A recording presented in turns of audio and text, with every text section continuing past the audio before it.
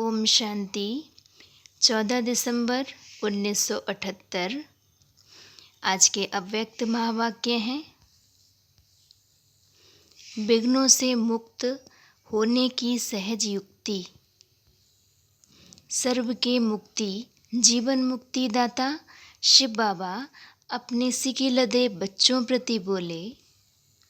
आज बाप दादा सदा अपने सिकिलदे लाडले बच्चों को स्नेह की नज़र से, अपने सर्वश्रेष्ठ सिरताज बच्चों को उसी पद्मा पदम भाग्यशाली रूप में देखते हुए सदा खुश होते हैं कि कल्प पहले वाले बिछड़े हुए बच्चे कितना श्रेष्ठ पद पाने के योग्य बने हैं। हर बच्चे की योग्यता, हर बच्चे की विशेषता बाप दादा के आगे सदा स्पष्ट है और बाप दादा हर बच्चे की विशेषता के मूल्य को जानते हुए हर एक को अमूलक रत्न समझते हैं। सदैव बाप दादा के स्मृति स्वरूप सदा सहयोगी बच्चे हैं। बाप दादा अपने वैरायटी मूल्यवान रत्नों के ही साथ सदा साथ रहते हैं। ऐसे अमूल्य रत्न जिन्हों को बाप ने अपने गले का हार बनाया है, दिल तख्त नशीन बनाया, नैनों के सितारे बनाया, सिर का ताज बनाया, विश्व में अपने साथ साथ पूजनीय बनाया, अनेक भक्तों के इष्ट देव बनाया। ऐसे सम्मान में सदा स्थित रहते हो। जिस नज़र से बाप दादा देखते वह विश्व देखता, उसी स्वरूप में सदा स्थित रहते हो। आज बाप दादा दोनों की, बाप और दादा दोनों की रूह रेहान चल रही थी बच्चों के ऊपर। बाप दादा बोले, सहज योगी बच्चे, राजऋषि बच्चे चलते चलते तीव्र गति के बजाय कभी कभी रुक जाते हैं। क्यों रुकते? अपने जीवन की भविष्य श्रेष्ठ मंजिल स्पष्ट दिखाई नहीं देती। आगे क्या होगा यह क्वेश्चन मार्क का पेपर सामने आ जाता है, जिसके कारण तीव्र गति व तीव्र पुरुषार्थ बदल पुरुषार्थ के रूप में हो जाता है।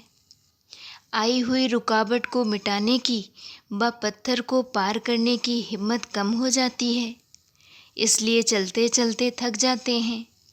कोई थक जाते, कोई दिल शिकस्त हो जाते, अर्थात अपने से नाउम्मीद हो जाते हैं।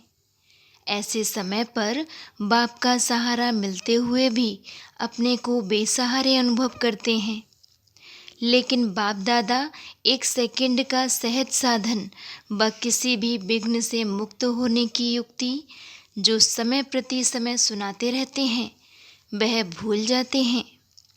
सेकंड में स्वयं का स्वरूप अर्थात आत्मिक ज्योति स्वरूप और कर्म में निमित्त भाव का स्वरूप, यह डबल लाइट स्वरूप सेकंड में हाई जंप दिलाने वाला है।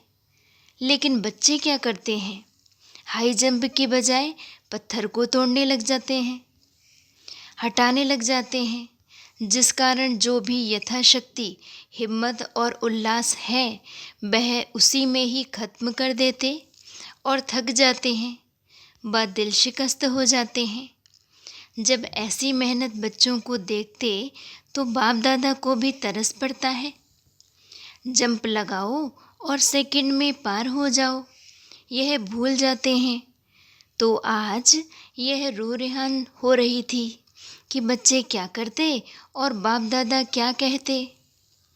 सहज मार्ग को थोड़ी सी विस्मृति के कारण इतना मुश्किल कर देते जो स्वयं ही थक जाते। और क्या करते हैं? अपने ही व्यर्थ संकल्पों का तूफान स्वयं ही रचते और उसी तूफान में स्वयं ही हिल जाते हैं।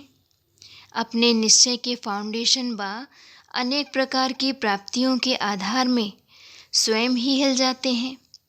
ना मालूम विनाश होगा या नहीं होगा, भगवानों बात ठीक है व नहीं है, दुनिया के आगे निश्चय से कहें व नहीं कहें, गुप्त रहें व प्रत्यक्ष होवे, जमा करें व सेवा में लगाएं, प्रवृत्ति को संभालें, बस सेवा में लगें। आखिर भी क्या होना है? बाप तो निराकार और आकारी हो गए, साकार में सामना करने वाले तो हम हैं। ऐसे व्यर्थ संकल्पों का तूफान रच स्वयं को ही डगमग करते हैं, अपने निश्चय के फाउंडेशन को हिला देते हैं।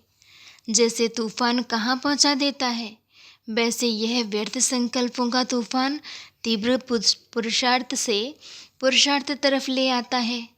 ऐसे तूफानों में मत आओ।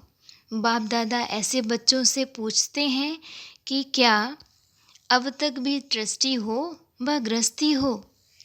जब ट्रस्टी हो तो जिम्मेवार कौन? आप व बाप।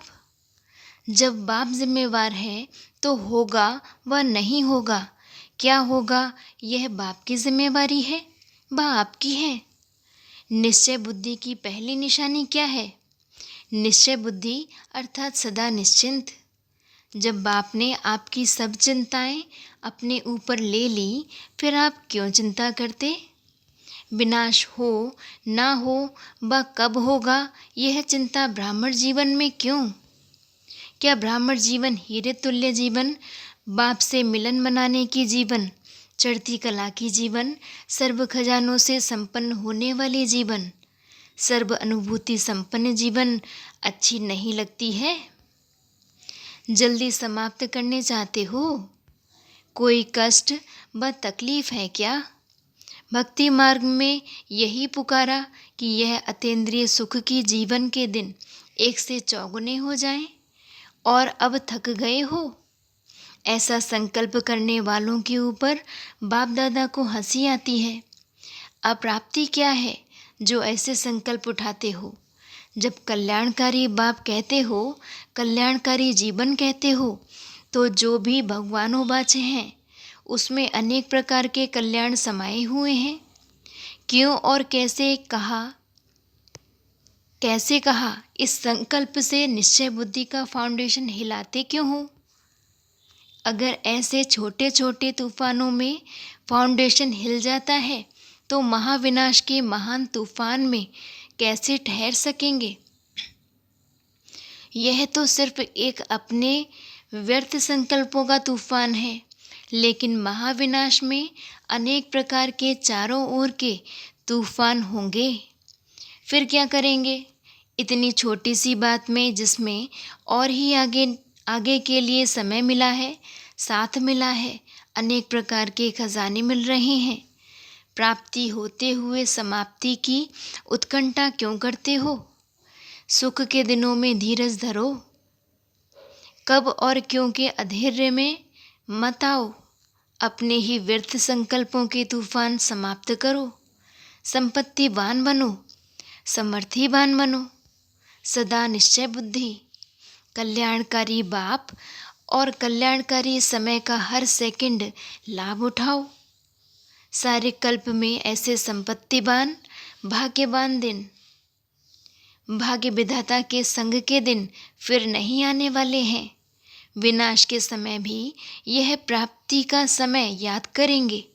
इसलिए ड्रामा अनुसार कल्याण अर्थ जो ड्रामा का दृश्य चल रहा है, उसको त्रिकालदर्शी बन हिम्मत और उल्लास वाली समर्थ आत्माएं बन स्वयं भी समर्थ रहो और विश्व को भी समर्थ बनाओ।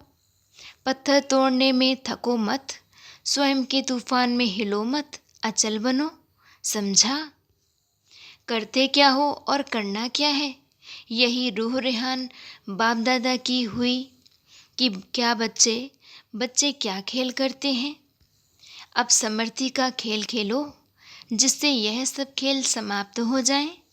दिल शिकस्त के बजाय दिल सदा खुश हो जाए। अभी ऐसे संकल्प इस महान यज्ञ में आहुति डाल कर जाना, साथ नहीं लेकर जाना। सदा के लिए स्वाहा। जब स्वयं ही स्वाहा